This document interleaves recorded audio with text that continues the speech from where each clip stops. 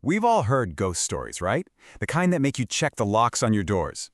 But what if I told you about a story that starts with a ghost rumor, but ends with a truth that is way, way more terrifying than any spirit? It really forces us to ask a pretty difficult question. So, what is scarier, a ghost or a perfectly planned murder? I mean, really think about it. That's the question at the heart of what we're digging into today. Because this story, wow. It kind of suggests that the most horrifying things aren't ghosts or ghouls, but what ordinary people are capable of when they're pushed to the absolute edge. Okay, so let's set the scene. Our story kicks off with a woman named Suda.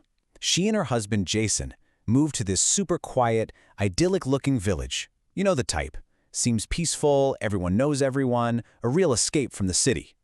But underneath that calm surface, there was this simmering prejudice. Right near their new home, there was this old Native American burial ground. And for Suda, being new to the area, this place was absolutely fascinating. It was like a direct link to a history and a culture she really wanted to understand. She was just super curious about it. But that curiosity, it pretty much ran smack into a brick wall of prejudice. Her husband Jason, and a lot of the locals, they were just not interested. They were actively dismissive. They'd say things like it was a place for backwards people. Just totally contemptuous. And that clash, right there, was the first real clue that this peaceful village had some serious, ugly secrets bubbling just below the surface. So let's fast forward a few years. The village starts to change. It's not so quiet anymore. It's becoming a bit of a tourist spot, with little coffee shops and homestays. And all these new people brought a new kind of attention and a whole new batch of rumors. And guess where they were all focused? Yep, that old burial ground. This is when things start to get weird. People, tourists and locals alike, start whispering. They're talking about seeing this strange figure at night, a man in traditional Native American clothes, just haunting the burial ground. The ghost story was officially born. So what was really going on here? The whole town kind of split into two camps. You had people like Suda who were thinking, hey, maybe it is a real spirit, upset about all the tourists.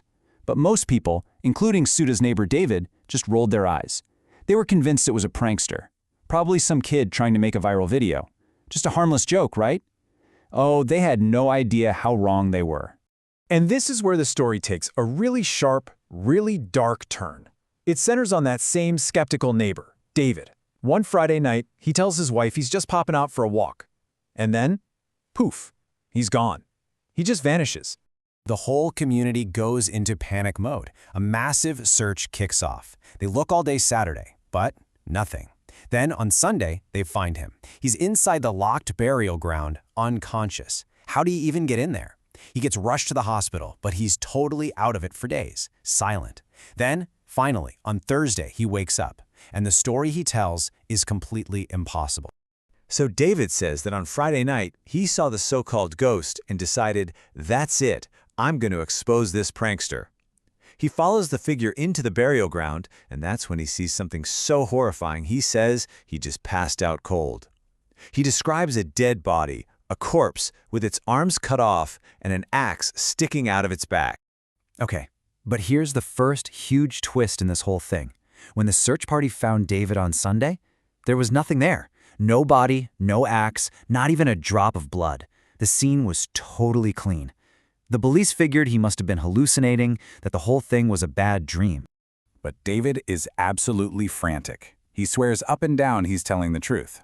So, to try and calm him down, his wife Belle and Suda's husband Jason decide to go back to the burial ground themselves.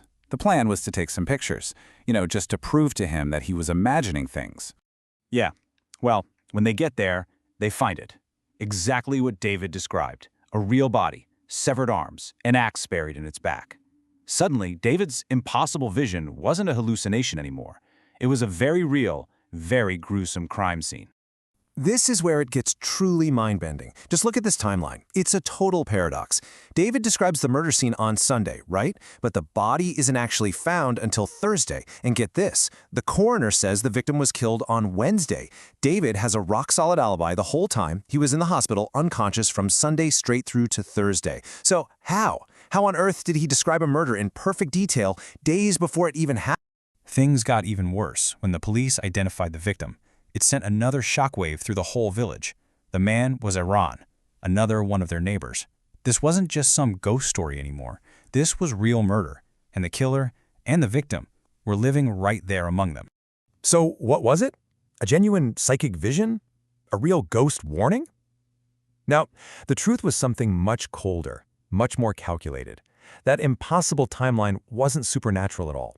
It was the result of a chillingly brilliant and very human plan. And the killers? They were the people right at the heart of this whole mystery. David, the guy who had the vision, and his wife Belle. They weren't just witnesses to a crime. They were the architects who designed the whole thing from the ground up. So how in the world did they pull this off? Well, it was a seriously clever four-step plot. First, David becomes the ghost, creating the supernatural rumor himself. That's the setup. Second, he fakes his own disappearance so he can predict the murder scene he claims to have seen. Third, his trip to the hospital gives him the perfect, unbreakable alibi for when the murder actually happens. And then, the final step.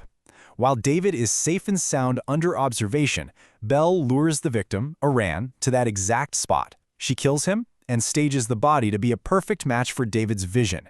It was, for all intents and purposes, the perfect crime. But why? Why go through all of that? Why create such a complicated theatrical murder plot? Well, the motive was one of the oldest, most powerful drivers of human behavior there is: revenge. You see, the victim, Iran, wasn't just some random neighbor. He had been raping and blackmailing Belle, just tormenting her. And David, he felt he was too old, too weak to physically stop him. So he devised this insane, impossible plan. He thought it was the only way he could get justice for his wife and make it stop.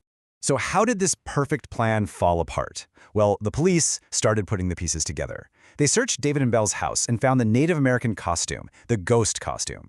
Even more telling, they discovered that David, the guy who was so publicly dismissive of the local culture, was secretly an expert on it. He'd done tons of research, which he used to make the whole ghost story believable. And the final nail in the coffin?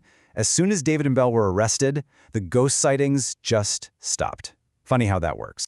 So in the end, this whole thing wasn't really a ghost story, was it?